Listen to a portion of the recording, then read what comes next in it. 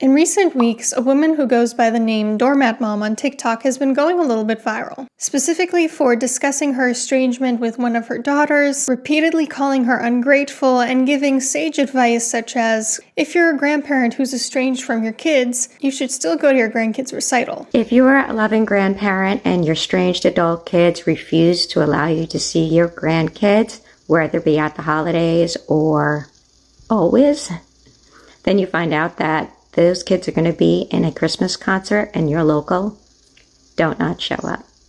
Sit in the back if you have to, but take in the joy that comes from watching them perform. You deserve it. Some ungrateful adult children who have chosen estrangement away from their parents and their families simply can't reconcile, even when they want to. The reason is they've based their new lives around such lies around the old that their house of cards would fall and throw their lives in such turmoil. Their credibility would be questioned every which way. It's very sad. It turns out this TikTok account and the Doormat Mom No More Facebook group that she created were likely a marketing strategy for the book she just published, titled Doormat Mom No More, When Good Parents Finally Say Enough to Their Ungrateful Adult Kids. And when I heard about this book, I knew I needed to read it, because I think it provides a fascinating opportunity to see inside the mind of an estranged parent. And I have to admit, it was a little bit more sophisticated than I expected it to be.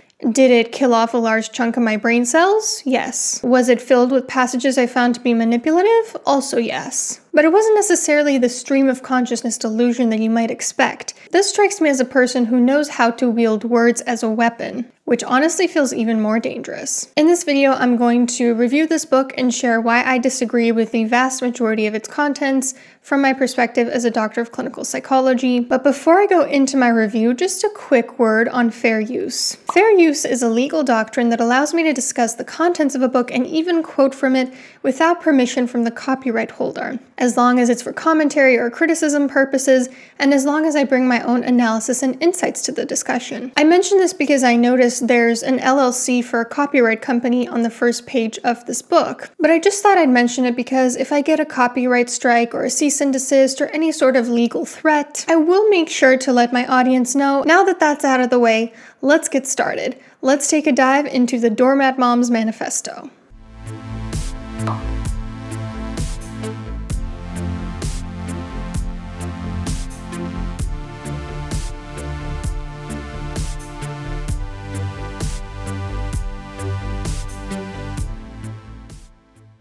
First of all, who is the Doormat Mom? She is a self-described really good mom, a politics, culture, and parenting expert, as well as a writer. So some pretty broad areas of expertise. I'm not sure really what qualifications or experiences make her an expert on all of these things, but I think I'll take her word for it because that's how credibility works. Apparently, she's appeared on Dr. Phil, Fox and Friends, The Sean Hannity Show, and many, many more. And there's a link to her TEDx talk in her About the Author section that reveals her real name is Laura Wellington. Laura Wellington has published lots of books under her real name. A memoir romance type of book, a dating advice book, a dieting self-help book, and a few children's books. I'm not sure why she didn't use her real name for this book.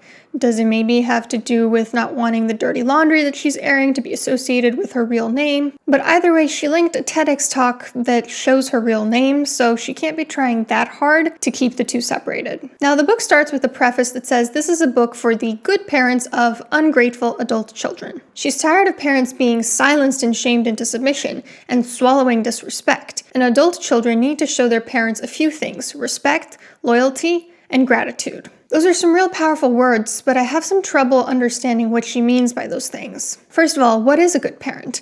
I would argue the person who gets to decide that is the child, not the parent who has a very obvious bias for preserving their self-esteem. And yeah, certainly two children can disagree. One can think you're a great parent, the other one can think you're a bad parent, and that's because their lived experiences and their subjective lenses disagree.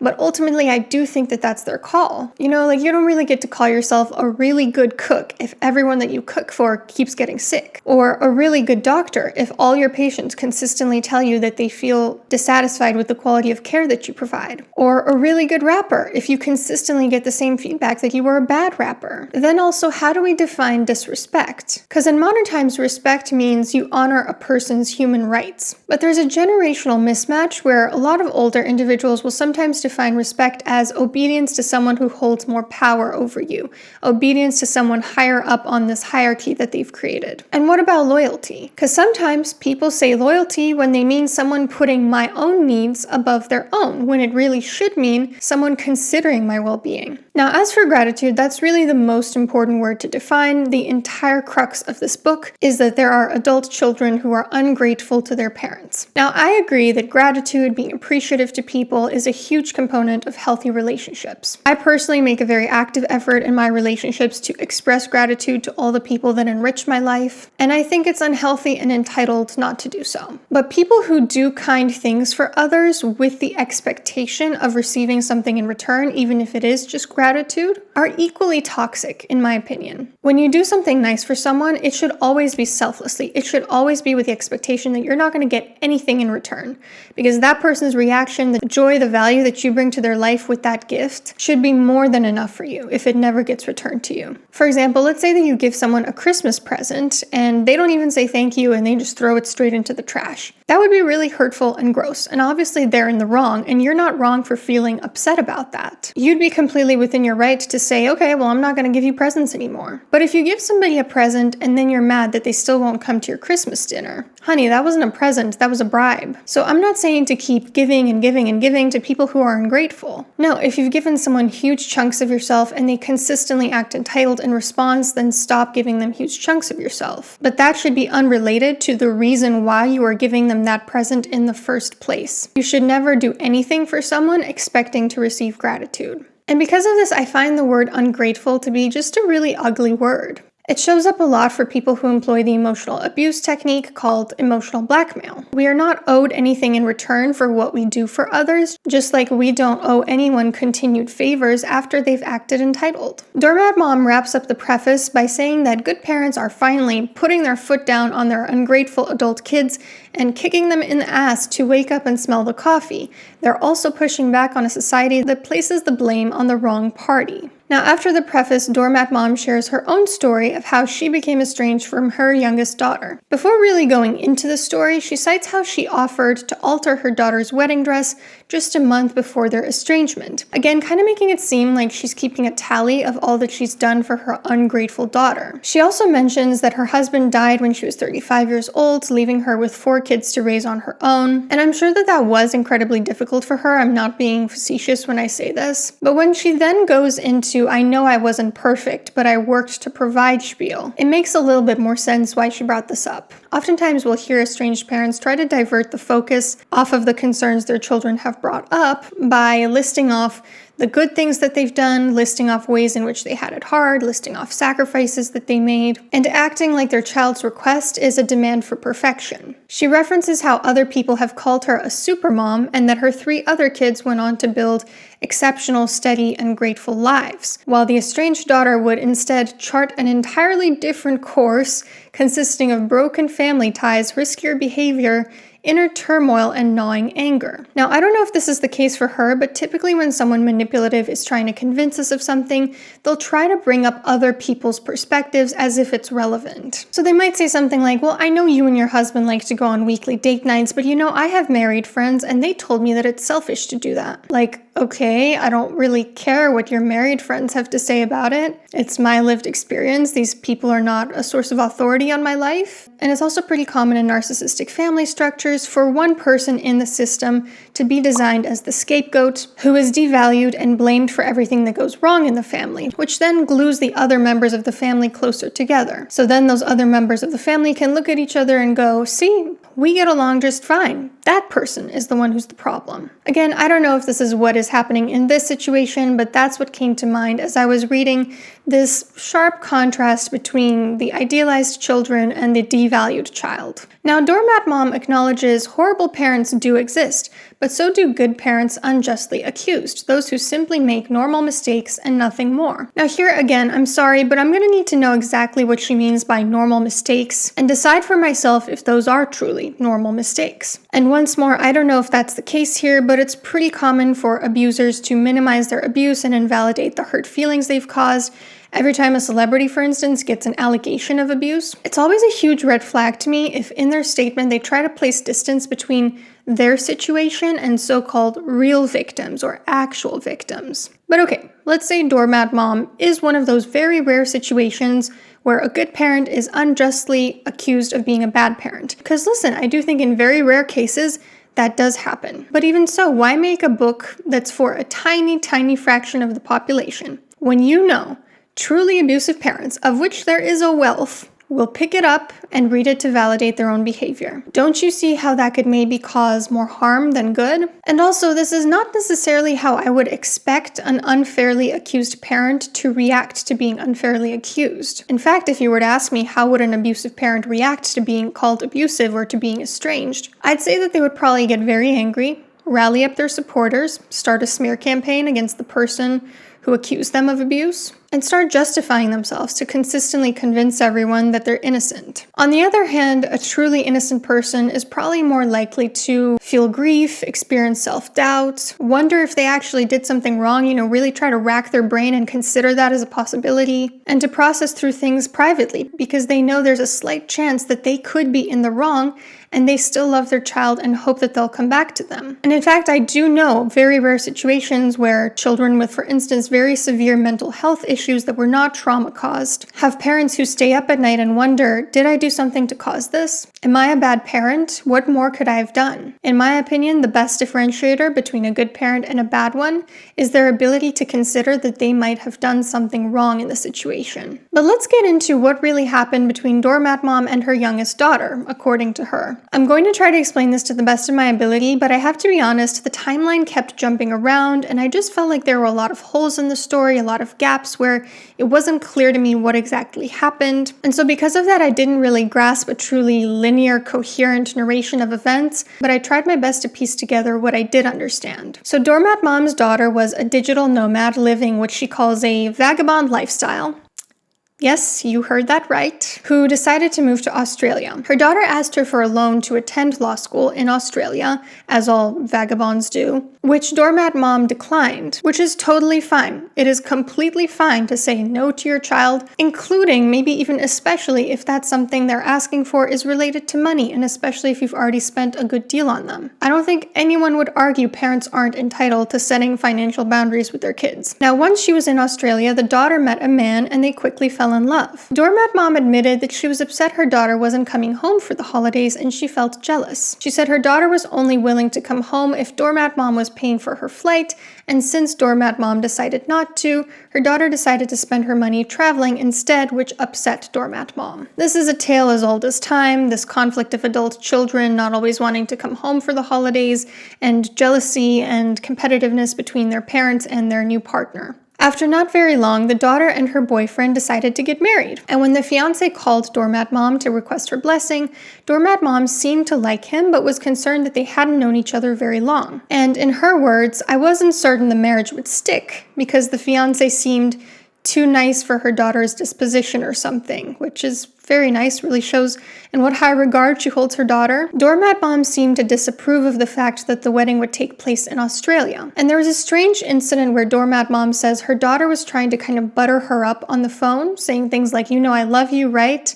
And I need to do a better job of taking care of you, before going into something that she actually wanted from her mom. And listen, if this is true, it does sound a little bit manipulative, a little bit entitled. Of course, we don't have the other side of the story to hear, but let's just assume for a moment that this is exactly how everything went down. Two things can be true at once. A daughter can be wrong for being entitled, and her mom can be wrong for having a transactional view of relationships. And gee, what do you think would cause a daughter to have an entitled outlook where she thinks relationships are about transactions? Could it possibly be learning that from an adult figure in her life? Now, at some point, her daughter sent her a few photos of some wedding dresses.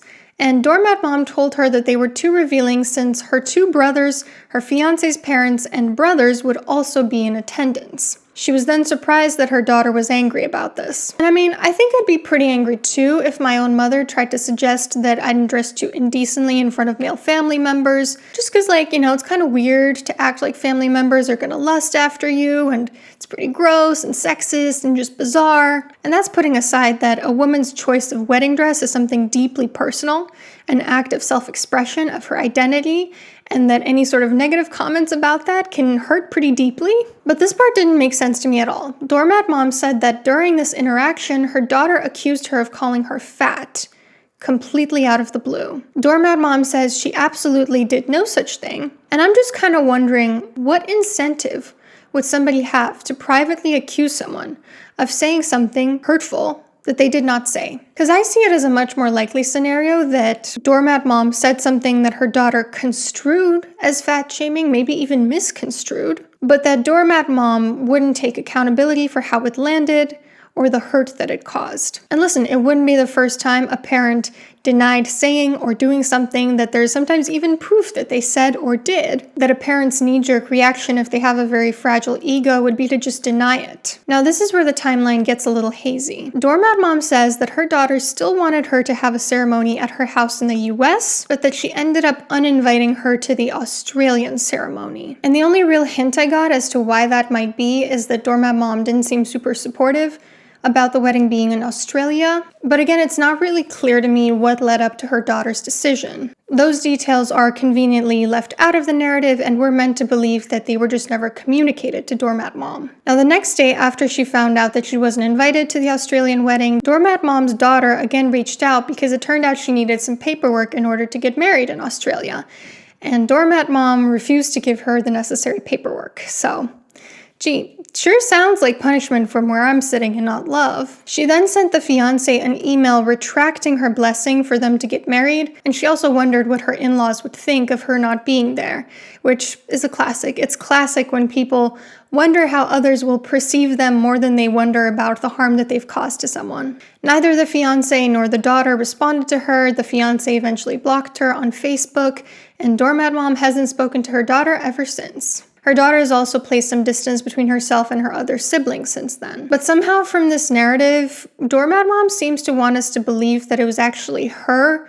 who set a boundary with her daughter, when from where I'm sitting, it sounds like her daughter was the one who basically cut her off. Doormat Mom repeatedly uses her late husband as a figure onto whom she can project her own thoughts and desires, saying things like he would vehemently disapprove of her daughter's behavior and claiming that she's actually acting in the interests of what he would want. She also goes on a weird tangent about the fact that her daughter has a newfound desire for her Jewish heritage to include it into her wedding since her dad was Jewish. I'm not sure what was the point of mentioning that, but it sure sounds like there were a lot of things in the wedding that she didn't approve of, and I'm guessing she made that abundantly clear leading up to the estrangement. Doormat Mom also says that she found a therapist who shared her love for the Lord, and that she leaned on her faith a lot in the aftermath of this incident, which is fine that she leaned on faith, but what is faith without accountability, if not a weapon? She also explained the entire twisted tale to her friends, and they exonerated her of any wrongdoing, assuring her that she was a great mom. Doormat Mom laments that you can never be a good enough parent, and she quotes psychologists who talk about the concept of the good enough parent, but doesn't seem to actually understand what it means in the psychological literature. The good enough parent was a concept coined by a psychodynamic psychologist named Donald Winnicott, who said that no parent is perfect, but you're good enough if you can attune to your baby's needs, promote the child's growing independence, and model healthy emotion regulation. It's not for me to decide whether Doormat Mom was a good enough parent. Like I said, I kind of see that decision as falling on her kids. Doormat Mom also touches on the nature versus nurture debate, and surprise, surprise, she quotes psychologists who think that nature is more important than nurture because, according to her, some kids truly are born bad. Listen, I personally fall much more into the nurture camp. I think our experiences shape who we are a lot more than our genes or our innate temperament do. But the truth is that both play a role. We see this time and time again with heritability studies. And we can sit here all we want and talk about psychologists who support our worldview while ignoring the psychologists who don't. But the reality is that there is evidence for both theories. Doormat Mom quotes from the Bible quite a lot during this book. At one point she says, "Children, obey your parents in all things." And she says to stay close to your kids before the devil steals them away. I guess it's easier to assume that it's the devil mind controlling your daughter rather than your daughter genuinely having a mind of her own and deciding to put distance between herself and you. At another point she goes off into the whole "things were fine until a narcissist came into the child's life and brainwashed them" tangent. Of course, another classic. The old "my child can't think for themselves. It must be that someone is puppeteering them because after all, that's what I've tried to do to them their whole life." Doormat Mom claims that estrangement does surprise good parents out of the blue. She blames therapists and influencers, which is another huge surprise. And she laments her daughter's sense of victimhood while touting her own without really seeing the irony there. After all, her daughter isn't out here writing a memoir about how her mom wronged her, as far as I know. She calls it a mass formation psychosis that adult children are taught they're allowed to have and express their feelings, but their parents are not. She argues that parents have a right to put their feelings above their children's feelings. And you'll notice she does this a few times throughout the book, where she feels the need to pit people's experiences against each other in order to put them on a hierarchy. The way I see it, it's not a matter of one person's feelings matter more than the other person's. It's just a matter of, I have my feelings, you have yours, we're both entitled to them. Doormat Mom laments that parents must validate their children's feelings, and I don't think she understands what it really means to validate another person's feelings. Let's say someone's being really ridiculous. Like, for example, she gives an example of something she witnessed where a daughter accused her mom of being abusive because she wouldn't give her credit card the third time in a row. And I agree that this is ridiculous, and in fact, it sounds like that daughter was probably using Darvo, a technique where an abuser accuses the victim of being the abuser. But even in a really extreme example like that, validating doesn't mean saying, "You're right, honey, I'm abusive, here's the credit card for the third time in a row." Validating in that situation could simply sound like saying, "I understand you're frustrated that I said no to giving you my credit card again." Or, "It's upsetting when we can't always get what we want." Or, "I can see that you're angry with me. Let me know when you're ready to talk about this like adults." It's an acknowledgement of the other person's feelings and their right to feel them, given how they've assessed the situation. An invalidating response, on the other hand, would be to say something like,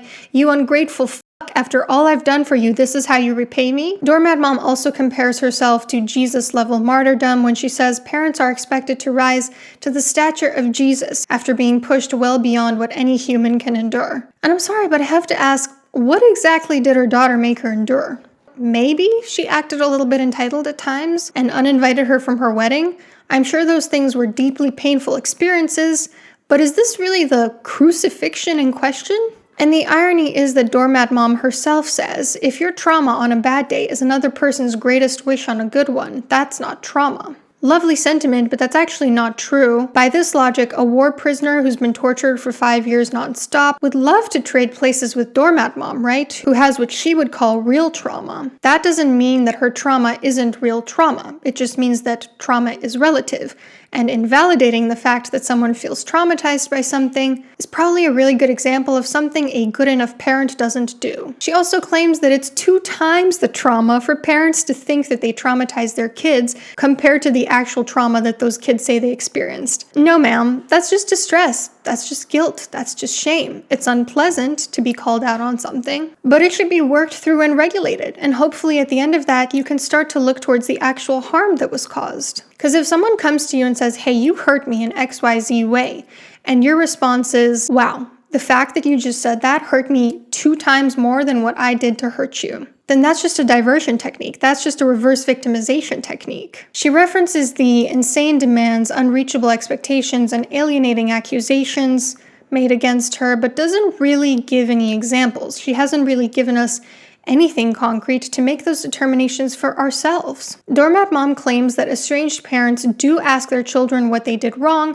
so I'm assuming she did too. So what was it? What did her daughter say? What were her qualms or requests? Until I hear specifics, I'm not going to believe this narrative that the daughter just woke up one day and decided to uninvite her own mother from her wedding because that's not how people work. Children feel an almost unbreakable bond with their parents. For them to truly decide I need to put distance between myself and my parent, something pretty drastic usually has to happen. Doormat Mom says that estranged parents have a right to seek joy, to move on with their lives, to process through their grief, and to rediscover themselves. And to this I say absolutely, I don't disagree at all there.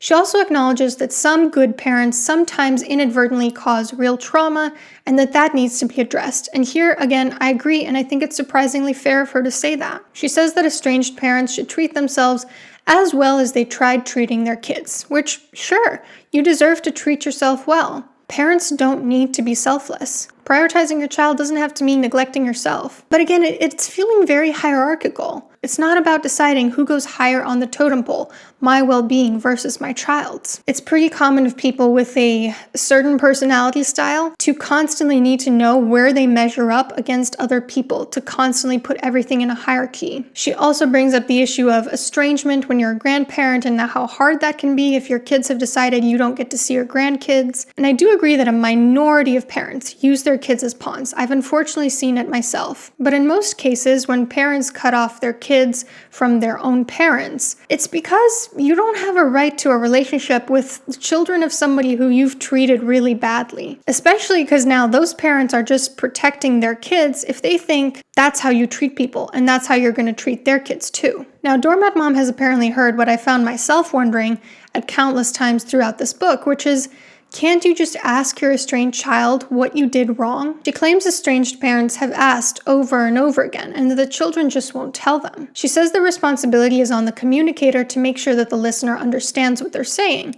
And typically I would agree, but not when you're dealing with people who literally refuse to hear you out because of their defense mechanisms which just won't let them. There are some people who literally will not even acknowledge or process what you've just said to them. She gives an example of a mom who did ask her estranged child what happened, but from her quote, it sounds like she just didn't like the answer. I don't even think she knows why herself because it keeps changing. I'm tired of asking, always to come up with a different answer. It's attention-seeking and manipulative. I've had enough. So it sounds like this woman's child gave her multiple reasons then, but I don't see any self-reflection or actually acknowledging those reasons, just automatically dismissing them. So do you see the issue, Doormat Mom? A lot of abusive parents will put up blinders when their children actually try to tell them what they did wrong, because their defense mechanisms won't let them metabolize that information. They just wipe the slate clean from themselves, convincing themselves that their child just refuses to give them a straight answer. It usually goes something like this. Mom, I can't do this anymore. Can't do what? This back and forth with you, I'm just done.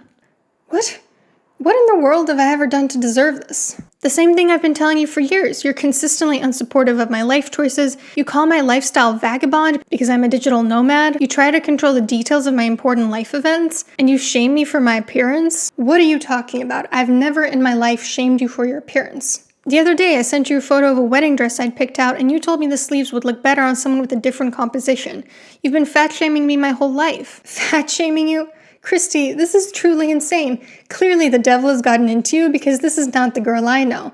I've never fat-shamed you. Okay, even if it was just me being sensitive that one time, what about all the other things I just listed? But they're not true. I didn't support your lifestyle. I paid hundreds of thousands of dollars for your undergrad education.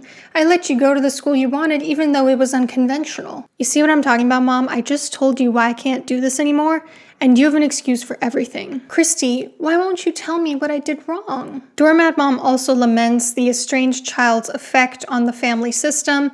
And of course it has an effect on everyone in the family when one person decides to distance themselves, but expecting people to swallow abuse so as to not make waves in the family system is a symptom of the problem. And there comes a point at which people need to put themselves first at the expense of ruffling some feathers. She also maintains that adult kids having a mental health diagnosis isn't an excuse for them to not take responsibility for their actions. And again, I agree. But then she says the real illness being suffered comes from the lack of God in many young adults' lives. Until they invite him into their souls, they will never feel well. Which, okay then. Are these sentiments you also communicated to your estranged daughter? 'Cause gee, I wonder why she estranged herself. Doormat Mom claims that kids do owe their parents. And it may surprise you to hear that I actually disagree with the phrase, you don't owe anybody anything. I believe we owe everyone respect and kindness, including our parents, until the point at which they have not extended the same to us, at which point we don't need to be unkind to them, but we certainly don't need to go out of our way to be super respectful and super kind either. But aside from that, your kids don't owe you shit. When you choose to become a parent, it is an honor. It is a sacrifice that you choose. I'm pregnant right now. I know that it's going to take some huge sacrifices in my life to raise this baby, but that's a choice that I'm making. I'm not expecting anything in return. It's an honor that I get to do this. There are so many people that don't have that ability. And I suspect that the people who act like their kids owe them are in a lot of cases people who didn't truly want to be parents deep down. And I noticed that a lot of times when we see these cases of Nurse Hannah, for instance, people who seem to treat their kids really poorly and seem resentful of their kids and seem like their kids owe them something, I wonder if they ever stop to think whether they actually want children. Was it just expected of them? Were they going to be pressured if they decided not to have kids? If they'd really sat and thought about the sacrifice that it takes, would they have still made that choice? And again, yes, we should all express gratitude to other people, but that is a separate issue from the fact that nobody should be doing anything in hopes of receiving something in return. You should only be doing things if you're okay never receiving anything in return for it. If you don't think it's still worth it to do that thing, then just don't do it in the first place.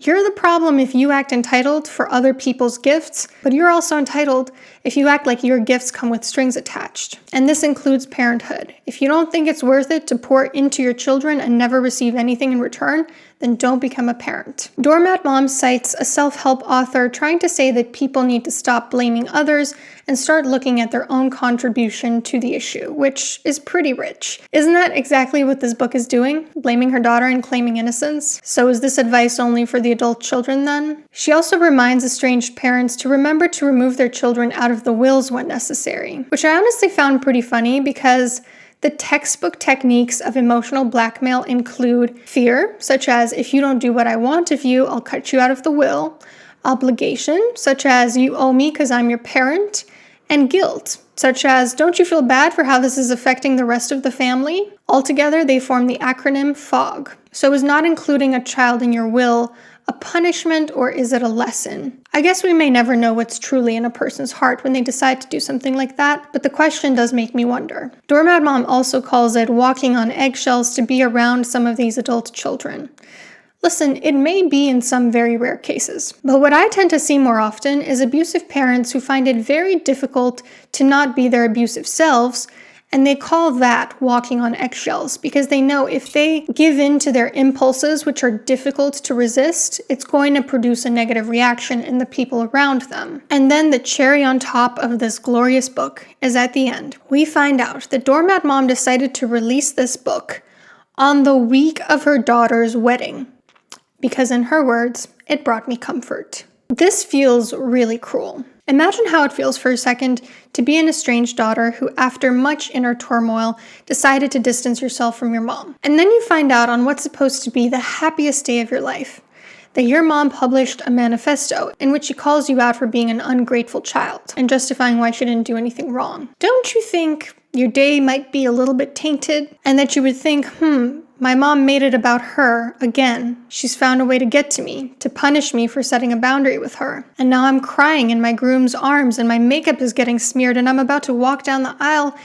super aware of the fact that there's an empty seat where my mom should have been if she were born a different person. Why is it that I'm going to greater lengths to think about the impact this would have on her daughter than Doormat Mom herself? Is this the behavior of someone who loves and cares for their child? Is this the behavior of someone who struggles with selflessness and just has finally found a way to put herself first? Give me a break. Doormat Mom continues to claim that she wants what's best for her daughter and she harbors her no ill will. And to that, all I have to say is, the lady doth protest too much. My final thoughts on this book were, this felt to me like someone's attempt to exonerate themselves of blame by telling one half of the story, while also being quite hazy in some parts and not really specifying what actually happened. Doormat Mom also seems quite eager to encourage estranged parents to join her Facebook page, and it's unclear to me if this is to market this book or to further be validated that she didn't do anything wrong, which seems important to her. At the end of the day, we'll never truly know where the truth lies, whether she was a really good mom like she repeatedly tells us, whether her daughter is one of those rare cases where a child is unfair to their parents.